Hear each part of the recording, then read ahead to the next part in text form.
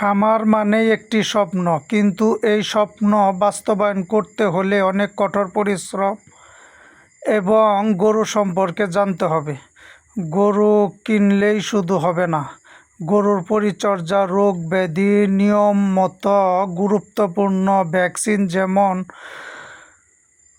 6 মাস পর পর খুরা রোগের ভ্যাকসিন এবং লাম্পি স্কিন ডিজিজ এর ভ্যাকসিন প্রয়োগ করতে হবে।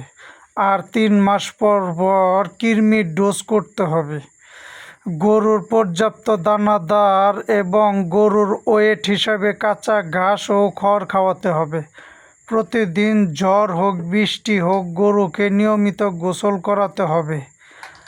আর গরমের দিনে প্রতিদিন 2 থেকে 3 বার গোসল করাতে হবে, তা না হয় রোগ ব্যাধিতে আক্রান্ত হয়ে যাবে। প্রতিদিন খামার পরিষ্কার পরিচ্ছন্ন রাখতে হবে। এই সমস্ত কাজগুলো করতে পারলে সে খামার করতে পারবে।